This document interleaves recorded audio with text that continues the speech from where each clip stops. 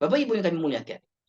Tadi kami sampaikan bahwasannya ada seorang ulama ya, yang membagi definisi antara tajwid dan tahsin. Walaupun secara jumhur ataupun secara mayoritas para ulama, tajwid dan tahsin adalah memiliki definisi yang sama. Ya.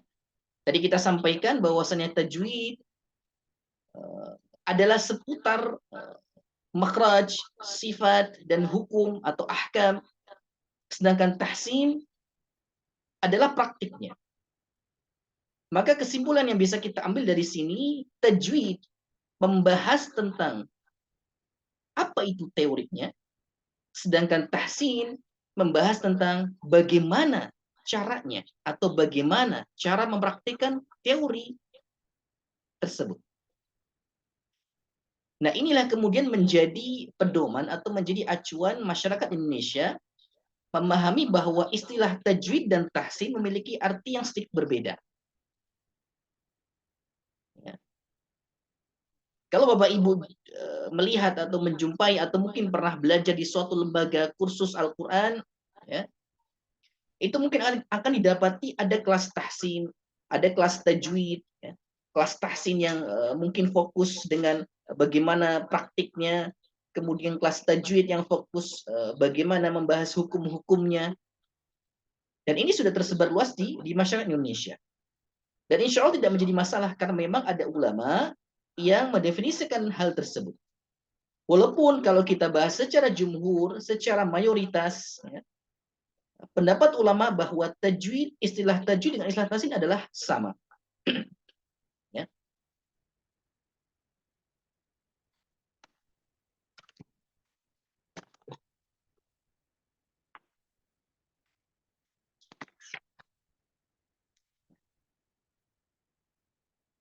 Adapun secara istilah tajwid itu didefinisikan sebagai ikhraju kulli min makhrajihi ma'a i'ta'ihi haqqahu wa mustahaqqahu. Nah, definisi ini definisi yang sangat ringkas tetapi maknanya luas. Ya. Dalam Taisir Rahman fi Tajwidil Quran dikatakan definisi tajwid adalah ikhraju kulli harfin. Ini yang pertama. Ya, kalau kita bicara tentang apa itu definisi tajwid, maka yang pertama adalah ikhraju kulli harfin min makhraji, yaitu mengeluarkan setiap huruf pada tempatnya, yaitu makharijul huruf. Ma'i'ta'ihi, ya, haqqahu wa mustahaqqahu. Ma'i'ta'ihi haqqahu, beserta memberikan sifat.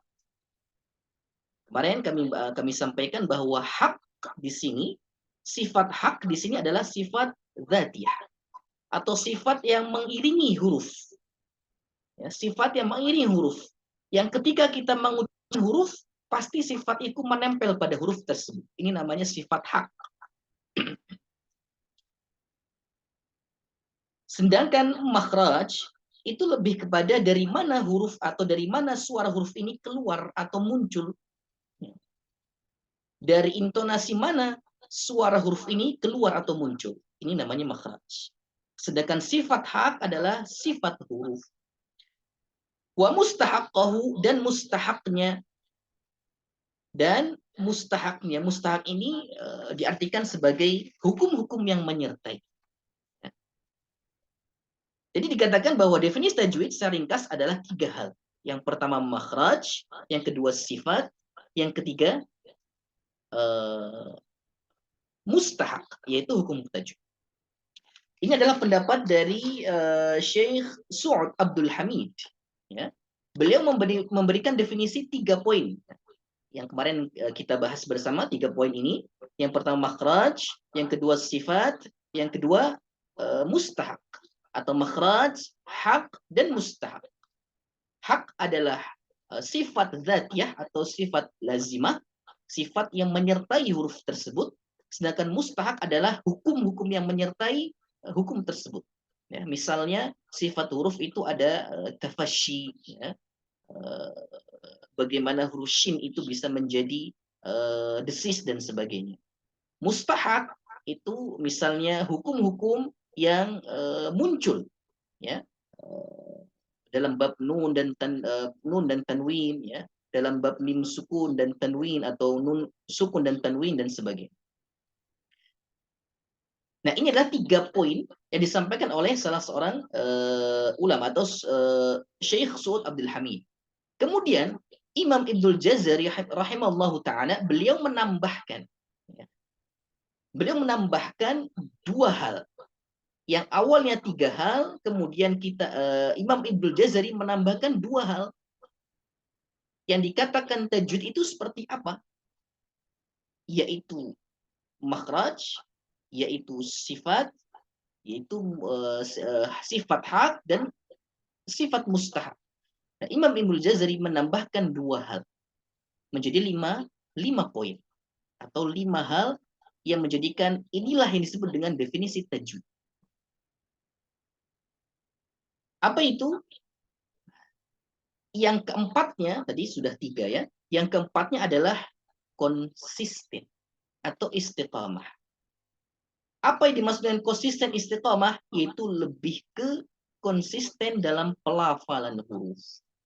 Jadi ketika dari awal kita membaca Al-Quran, ya, kita sudah pahami bahwa huruf ini mempunyai sifat ini, huruf ini makhrajnya ini, maka harus konsisten kita amalkan sifat atau makhraj itu. Kemudian yang poin kelima, beliau katakan, hindari atau jauhi takalluf dan ta'assuf. Ketika 5 poin ini sudah kita bisa penuhi, ya, maka inilah yang menjadi standar bacaan yang benar. Ketika 5 poin ini sudah kita tunaikan atau kita praktikkan, kita amalkan, maka ini yang dikatakan oleh Imam Ibnul Jazari, inilah yang disebut dengan bacaan yang standar tajwid. Ya. Poin kelima, takalluf dan ta'assuf. Pertemuan sebelumnya kita sudah bahas apa itu takalluf, apa itu ta'assuf. Takalluf itu lebih kepada berlebihan dalam mengeluarkan tenaga atau dalam mengeluarkan usaha. Misalnya begini. A'udzu billahi minasyaitonir rajim. Nah, ini takalluf. Karena ini hanya contoh, jadi tidak masalah kita contohkan yang keliru. Yang tidak boleh adalah kita mempraktekkan secara sengaja tanpa ada unsur tarbiyah atau pendidikan di dalamnya. Jadi takalluf itu pada intinya adalah apa? Ketika kita terlalu berlebihan dalam mengeluarkan tenaga atau usaha. Itu terlalu berlebihan. Ini namanya takalluf. Dan ini tidak dibenarkan. Kemudian yang kedua, ta'assuf. Apa itu ta'assuf? Melampaui batas. Ta'assuf itu melampaui batas. Takalluf berlebihan dalam usaha. Ta'assuf melampaui batas. Apa maksudnya? Contohnya begini. Bismillahirrahmanirrahim.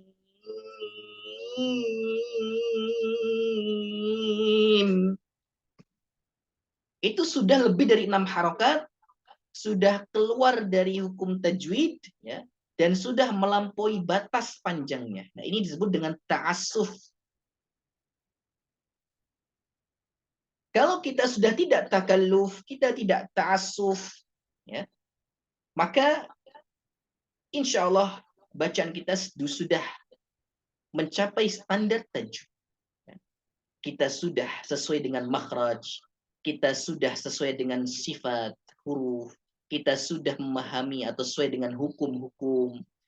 Kemudian kita juga konsisten dalam mengamalkan 3 hal di atas tadi. Dan tidak takalluf, berlebih usaha, dan tidak ta'assuf, melampaui batas, maka insya Allah bacaan Al-Quran kita bacaan yang disebut dengan bacaan standar, bacaan tajwid. Dan inilah yang disebut dengan tajwid. Ya. Itu sedikit mengulang Bapak Ibu yang kami muliakan. Nah,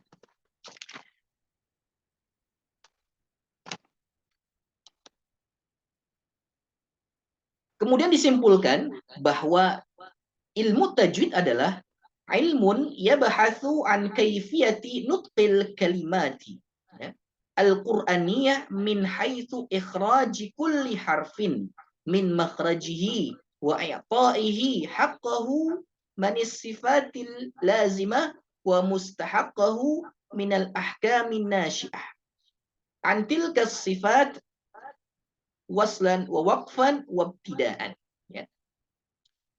Ilmu yang membahas tata cara mengucapkan kata demi kata di dalam Al-Quran. Dari sisi mengeluarkan setiap huruf dari makhrajnya, ya, serta memberikan haknya berupa sifat-sifat dzatiyah atau sifat-sifat yang menyertai huruf tersebut, juga mustahaknya berupa hukum-hukum yang muncul, ya, baik pada saat ingin mewasolkan, menyambungkan bacaan, atau mewakafkan, atau memberhentikan bacaan. Ya. Nah, itulah kesimpulan dari definisi tajwid.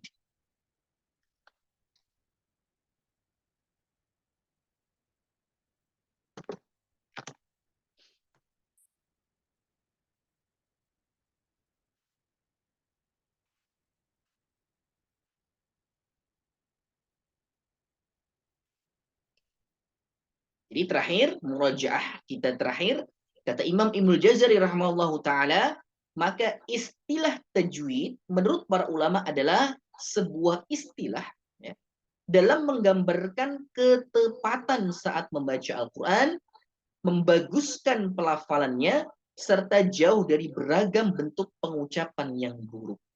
Ya. Maknanya apa? Puncak tujuannya yaitu puncak tujuan dari perbaikan bacaan Al-Quran kita adalah tercapainya pembagusan bacaan atau bacaan yang baik. Ya. Ini dikatakan Imam Ibnul Jazari berkaitan dengan istilah tajwid. Insya Allah, saya kira cukup itu untuk murojaah di pelajaran sebelumnya.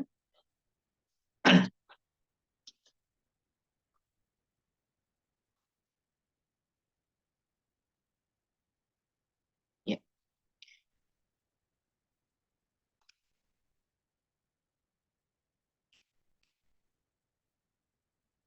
Baik, Bapak Ibu yang kami muliakan, insya Allah kita akan melanjutkan materi selanjutnya dari pembahasan di pertemuan sebelumnya.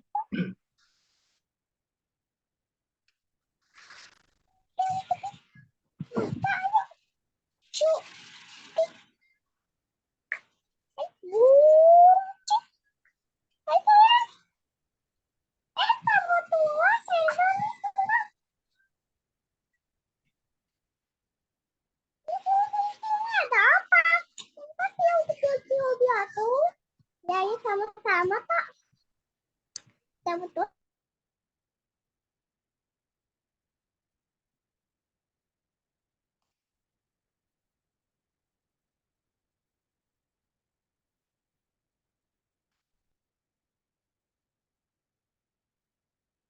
Terakhir di pertemuan pertama kita sampai di pembahasan berkaitan dengan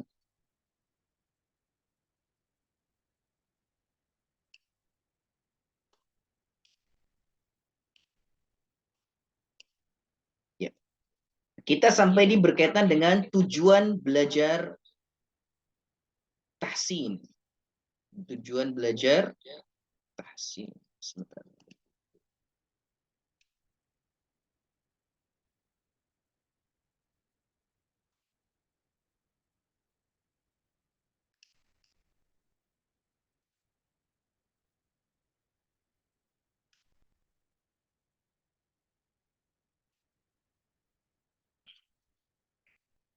Mohon tunggu sebentar Bapak Ibu, ada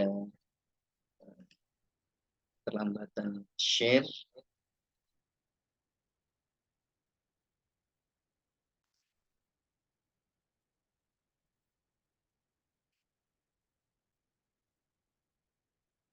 Ya, Bapak Ibu yang kami muliakan, tentunya dalam kita belajar tajwid, ya, nanti akan kami bahas juga sebetulnya apa inti dari belajar tajwid.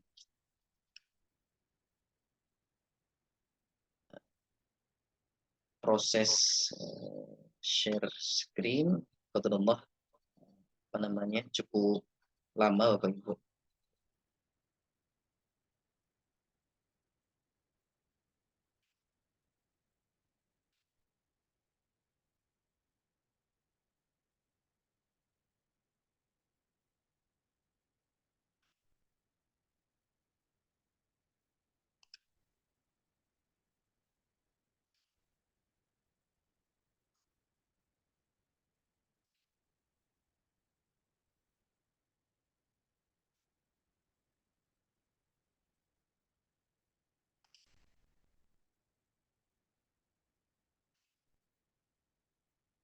Ya, baik.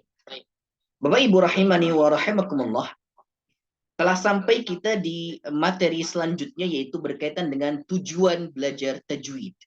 Karena ini adalah sebuah pengantar, maka dari itu kita belum masuk dalam pembahasan praktikum. Ya. Kita masih sebatas dalam pembahasan definisinya. Tujuan belajar tajwid.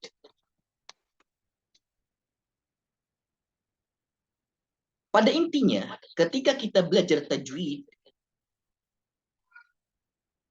ada satu poin yang perlu kita perhatikan bersama, Bapak Ibu yang kami muliakan, bahwa kita belajar tajwid tujuannya untuk menjaga lidah.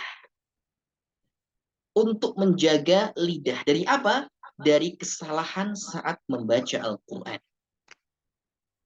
Dari kesalahan saat membaca Al-Quran. Dalam istilah tajwid, kesalahan dalam membaca Al-Quran adalah lahan. Dan lahan terbagi menjadi dua. Ada disebut dengan lahnun jeli atau lahnul jeli. Ada disebut juga dengan lahnul khafi. Lahnul jeli lebih kepada kesalahan yang sifatnya fatal. Sedangkan lahnul khafi lebih kepada salah ataupun kesalahan dalam baca Al-Quran yang sifatnya samar, tidak sampai menjadikan bacaan kita ini fatal.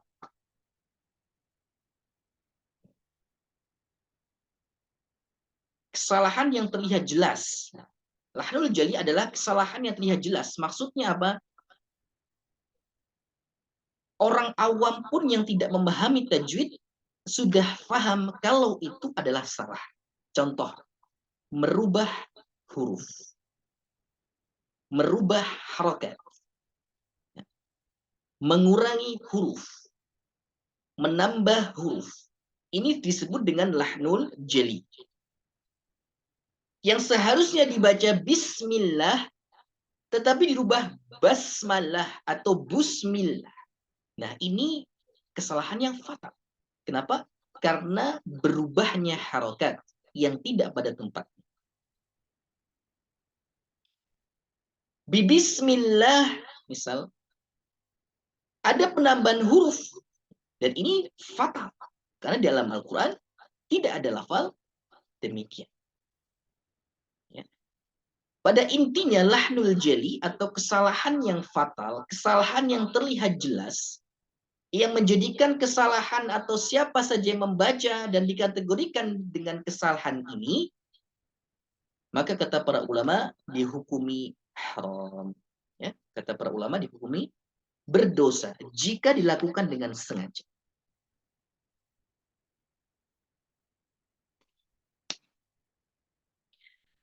Adapun lahnul khafi, yaitu kesalahan yang sifatnya kecil.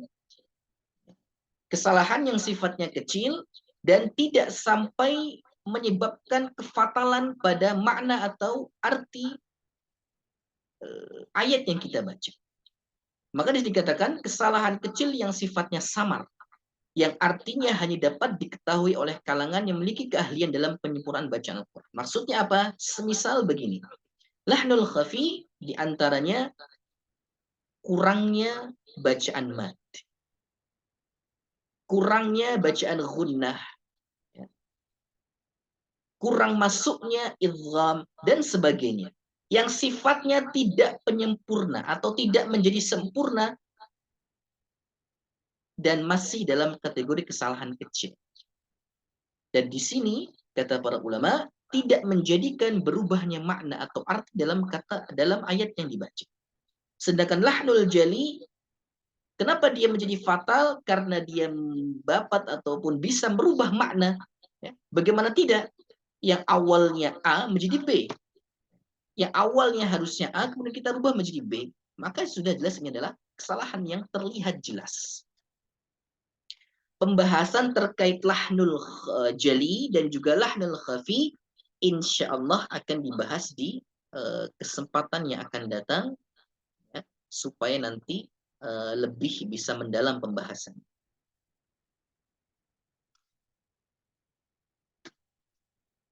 Bapak Ibu yang kami muliakan, selanjutnya adalah apa manfaat dari kita belajar tajwid?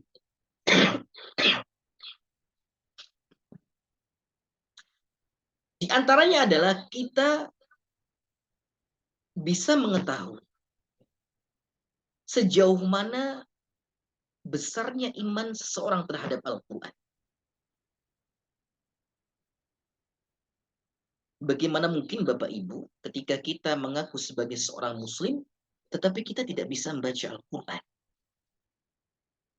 Paling tidak kita mau belajar. Walaupun mungkin belum bisa membaca secara fasih, karena memang butuh proses dalam belajar, tetapi jangan sampai dalam hati atau pikiran kita terlintas, sudahlah, karena sudah usia tidak memungkinkan untuk belajar, kemudian tidak mau belajar. Nah, ini yang tidak diperkenankan ada dalam hati kita. Kenapa? Karena kalau kita sudah tidak ada keinginan untuk belajar membaca Al-Quran, berarti sudah sangat minim sekali keimanan kita dengan Al-Quran. Kenapa? Karena Al-Quran untuk dibaca. Seringkali kami sampaikan logikanya begini. Ketika kita ingin paham, misal kita ingin paham dari sebuah buku. Kita ingin tahu maksud dari buku ini apa. Atau maksud dari artikel ini apa. Kita tidak akan mungkin bisa memahami maksud dari buku ini kecuali kita membacanya terlebih dahulu. Kita tidak mungkin paham maksud dari artikel yang kita cari kecuali kita membacanya terlebih dahulu.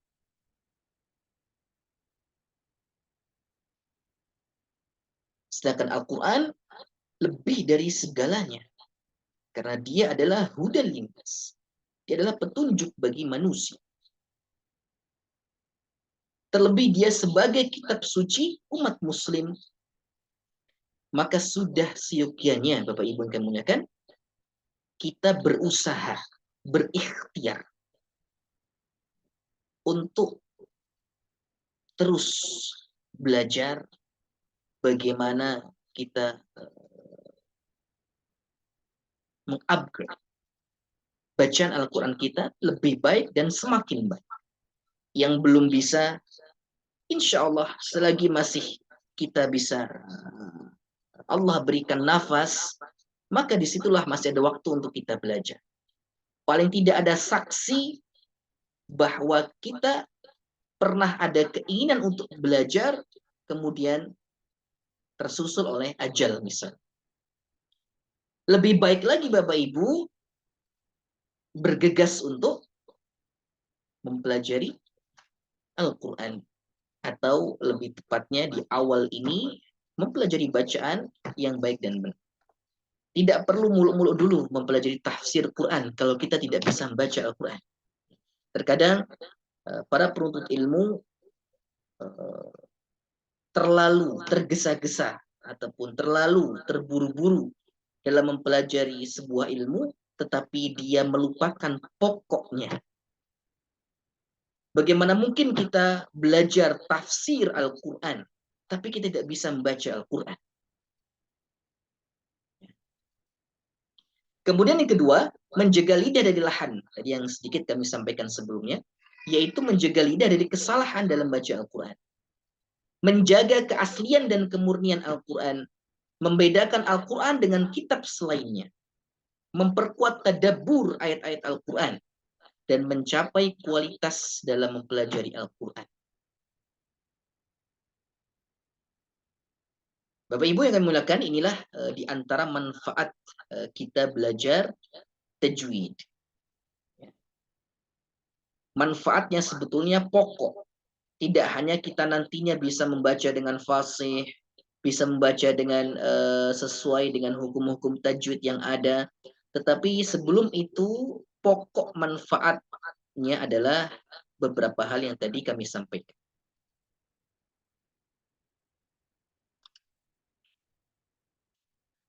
Kemudian objek bahasan tajwid. Ini juga sering kali ditanyakan. Misalnya, apakah azan boleh dengan tajwid atau dengan tidak tajwid? Apakah membaca hadis boleh dengan tajwid atau dengan tidak tajwid? Apakah membaca sesuatu yang di luar Al-Quran yang sifatnya itu adalah ilmu, misalnya membaca matan, membaca syarah, ya, yang ada nukilan bahasa Arabnya, apakah yang selalu itu bentuknya bahasa Arab harus diucapkan dengan tajwid? Maka jawabannya tidak. Maka jawabannya tidak. Karena apa? Karena pokok bahasan tajwid adalah kalamullah azza wa jalla, yaitu Al-Quran. Jadi pokok bahasan tajwid adalah Al-Quran. Walaupun memang ada sebagian ulama yang memasukkan juga pada lafaz-lafaz hadis, di mana ketika kita membaca hadis dianjurkan untuk membaca dengan tajwid. Ini pendapat dari sebagian ulama. Tetapi pendapat yang rajih, pendapat yang kuat, bahwa jumhur, mayoritas para ulama mengatakan bahwa pokok bahasan tajwid adalah ayat-ayat Al-Quran saja. Jadi di luar ayat Al-Quran, maka tidak wajib dihukumi membaca Al-Quran dengan tajwid. Maka dalam belajar tahsin atau tajwid tidak akan membahas dan menguraikan hukum-hukum bacaan selain dari Al-Quran. Semisal teks hadis, azan, ya, kitab, syair, dan sebagainya. Jadi pokok bahasan dalam tajwid adalah kalamullah. Dan ini menjadi jawaban atas beberapa pertanyaan yang selalu ada. Apakah misalnya azan boleh tidak menggunakan tajwid? Maka jawabannya boleh, karena itu bukan ayat Al-Quran.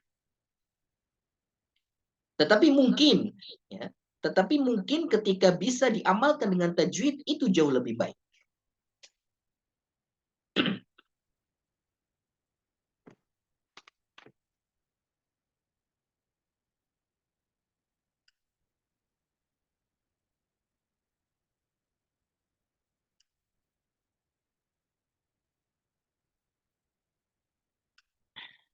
Bapak Ibu rahimani wa rahimakumullah. Kemudian selanjutnya, peletak dasar ilmu tajwid. Ya. Ini perlu kita pahami bahwasanya segala sesuatunya pasti ada yang mengawali. Ketika ilmu itu disampaikan, pasti ada awal yang mengawali ilmu tersebut tersampaikan. Nah, di sini kita akan fokus dalam ilmu tajwid. Ya. Dalam peletak dasarnya terbagi menjadi dua. Yang pertama dari sisi praktiknya atau amaliyahnya. Yang kedua dari sisi nazariyahnya atau teori. Dari sisi praktek, maka peletak dasar ilmu tajwid pertama adalah Rasulullah. Kenapa? Karena Al-Quran turun kepada beliau dari Allah. Ya, dari Allah Subhanahu wa Ta'ala dengan tajwid. Dan beliau belajar langsung dengan malaikat Jibril. Nah, ini juga menjadi pecutan Bapak Ibu. Rasulullah saja, manusia terbaik, manusia yang sudah pasti masuk surga, manusia yang sudah pasti Allah ampuni segala kesalahannya, beliau harus belajar Al-Quran. Tidak serta-merta Allah menjadikan Rasulullah pandai, fasih dalam baca Al-Quran. Tidak. Padahal Al-Quran diturunkan dengan bahasa Arab. Dan beliau keseharian dengan bahasa Arab. Apa hikmahnya beliau belajar langsung dengan malaikat Jibril? Bahwasanya Al-Quran segala sesuatunya tidak ada yang instan. Segala sesuatunya tidak ada yang langsung turun dari langit, tidak. Maka semua butuh proses. Terlebih itu adalah sesuatu yang mulia. Rasulullah saja belajar bagaimana cara pengucapan membaca Al-Quran yang benar. Nah, dari sinilah peletak dasar ilmu tajwid pertama dari sisi praktiknya adalah Rasulullah. Kemudian dari sisi teori,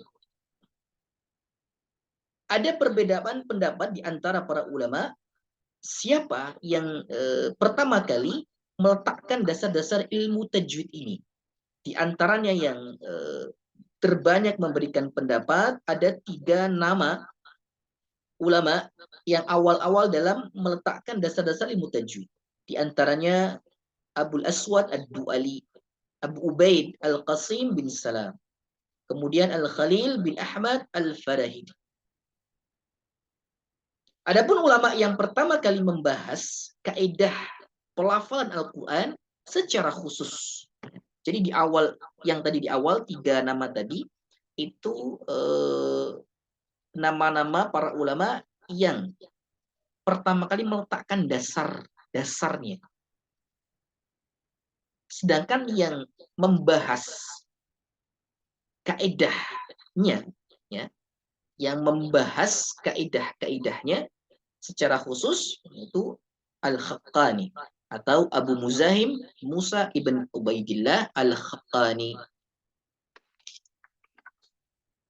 Terkenal syairnya Ra'iyatul Haqqani atau Qasidah Abi Muzahim Al-Haqqani.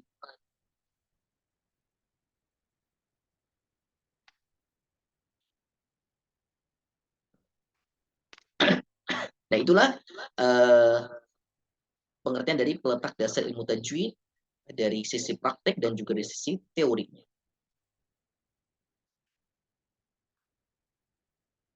Nah, selanjutnya, penamaan nama ilmu. Bapak Ibu, tentunya kita tidak asing dengan nama-nama di bawah ini. Fannut tartil, haqqut tilawah, tahsin tilawah, tahsin Al-Quran. Nah, nama-nama ini yang familiar ya, di kalangan ahli ilmu atau di kalangan masyarakat pada umumnya, nama-nama ini sebetulnya satu, tidak ada perbedaan. Hanya mungkin perbedaan di nama saja, di dalam misal di suatu wilayah lebih populer dengan nama ini, tapi sebetulnya nama-nama di atas fanut tartil, haqqut tilawah, tahsinut tilawah, tahsinul Quran, ya, itu semua nama tersebut hakikatnya merupakan satu cabang ilmu yang sama.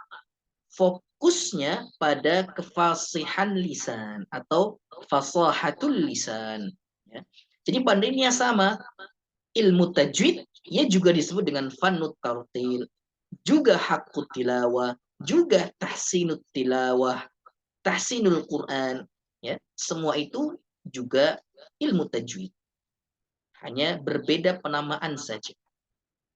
Pada intinya, fokus sama, yaitu membahas kefasihan lisan atau fasahatul lisan.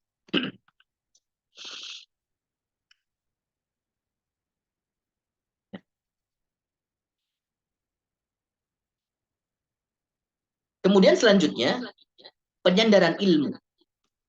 Ilmu tajwid bersandar kepada riwayat-riwayat yang sahih yang datang dari para ulama dengan sanad yang sampai kepada Rasulullah Shallallahu Alaihi Wasallam. Jadi Zaid ibn Thabit, beliau mengatakan,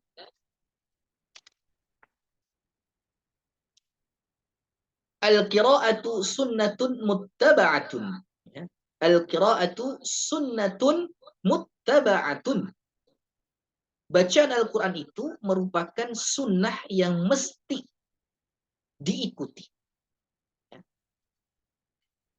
Kenapa demikian? Makna sunnah muttaba'ah artinya bacaan Al-Quran hanya bersumber dari riwayat yang sahih yang bersambung kepada Rasulullah Shallallahu Alaihi Wasallam. Kenapa kepada Rasulullah? Karena Rasulullah sebagai peletak dasar pertama. Kemudian disusul dengan para ulama sampailah kepada kita. Makanya penyandaran ilmu ini secara khusus disandarkan kepada Rasulullah Shallallahu Alaihi Wasallam. Dan tidak ada manhaj yang lebih hak, yang lebih baik dalam mempelajari Al-Quran, dalam mempelajari tajwid, kecuali talaqi dan musyafahah. Jadi Bapak Ibu, tidak ada metode yang terbaik dalam kita belajar ilmu tajwid kecuali dua. Yang pertama talaqi, yang kedua musyafahah. Talaqi itu tatap muka secara langsung. Jadi setoran langsung ya, menyimak bacaan secara langsung, bertatap muka dengan gurunya. Musyafahah dari lisan ke lisan. Maksudnya apa? Kita mendengar, menyimak bacaan guru kita, kemudian kita menirukan bacaan guru kita.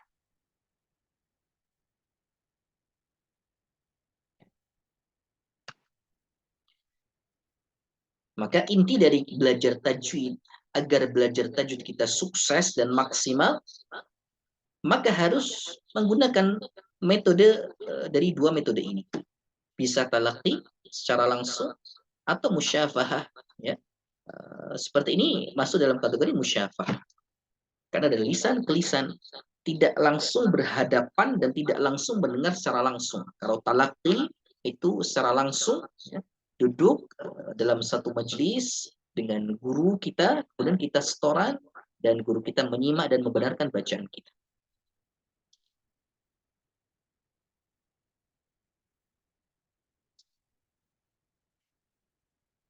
Hadis dari Abu Hurairah radhiyallahu anhu, kana ya'ridu 'ala an-nabi sallallahu alaihi wasallam al-Qur'ana kulla 'amin.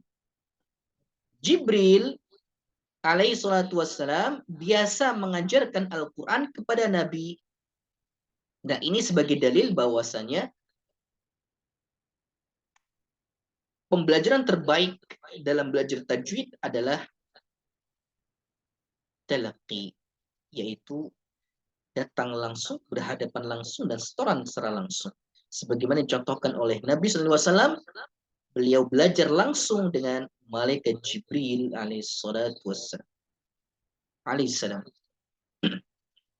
Hadis ini diriwayatkan oleh Imam Bukhari.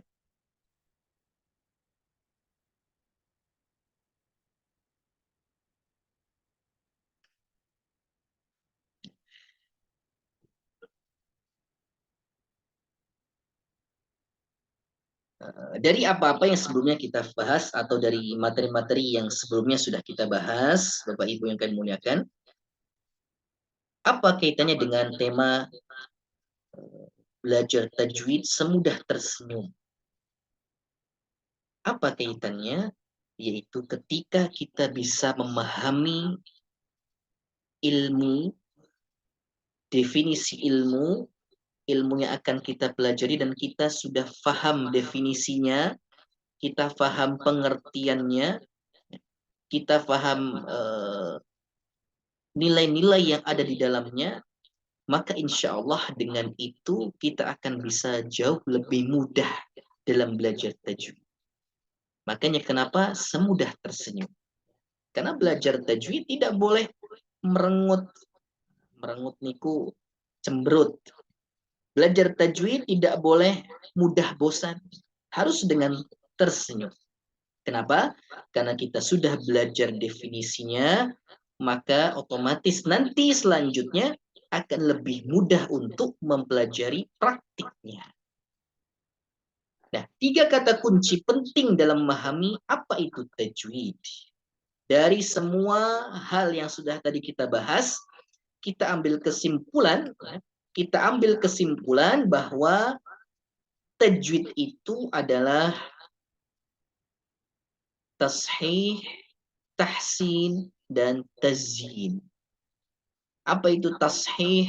Tashih adalah pembenaran. Apa itu tahsin? Tahsin adalah pembagusan. Apa itu tazyin? Tazyin adalah penghiasan.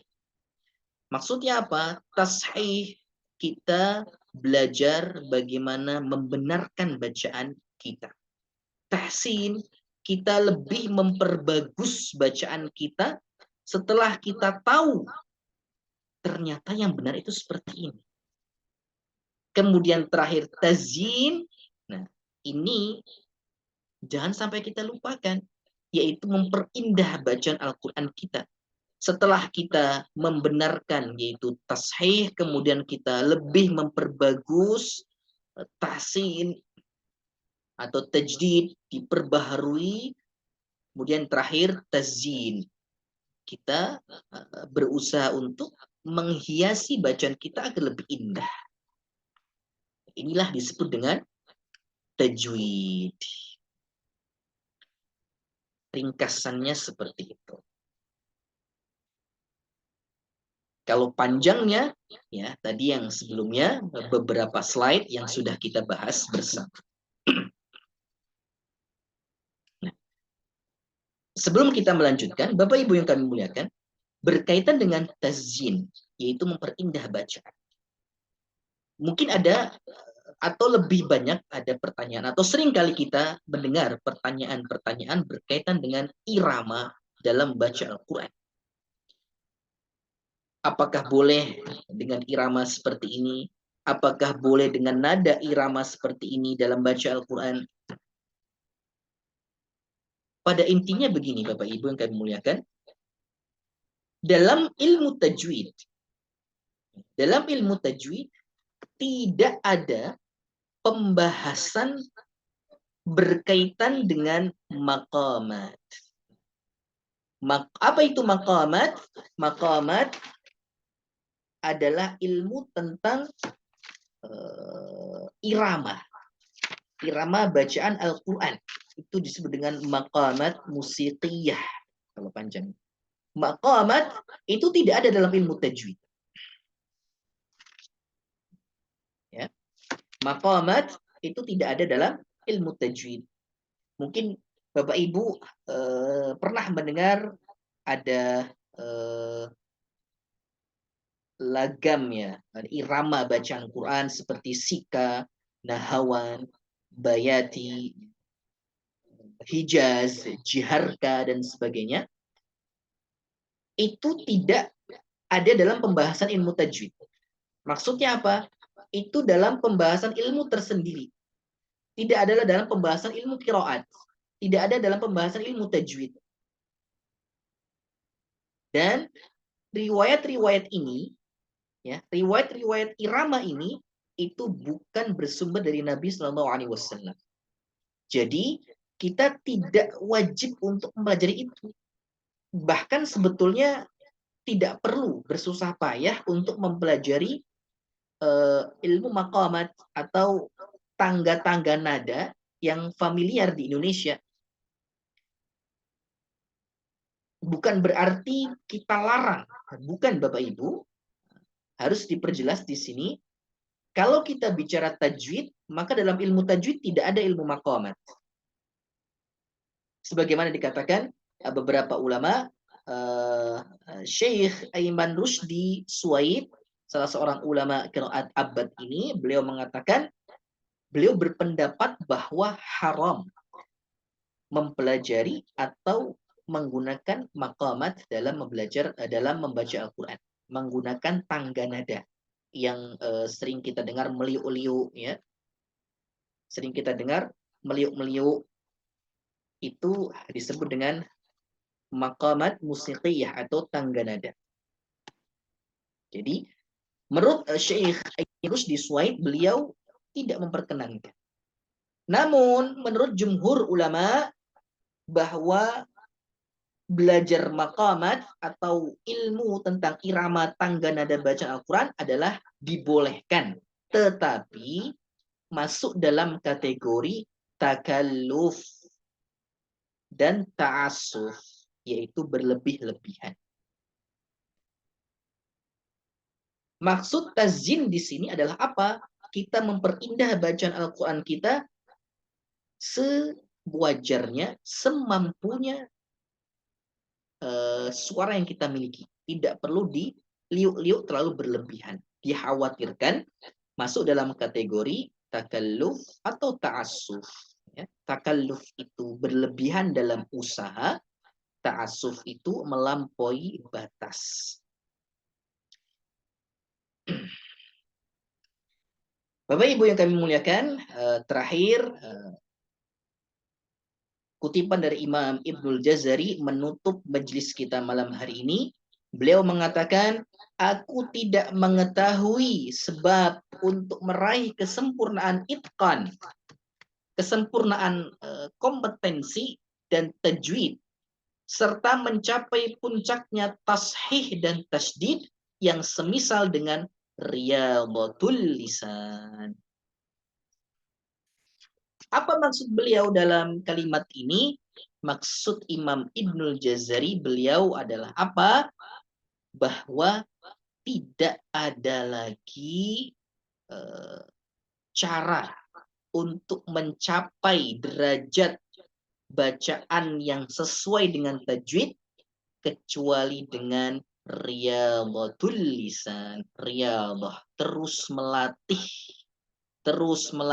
lisan kita, terus melatih lidah kita untuk apa? Untuk membaca Al-Quran. Semakin banyak kita melatih bacaan Al-Quran kita, semakin banyak kita melatih intonasi bacaan Al-Quran kita, maka semakin besar kesempatan untuk menjadikan bacaan kita standar tajwid. Ya. Bapak Ibu yang kami muliakan, insyaallah sampai di sini pembahasan di pertemuan yang kedua dalam pembahasan pengantar ilmu tajwid. Insyaallah kita akan melanjutkan di sesi pertemuan selanjutnya.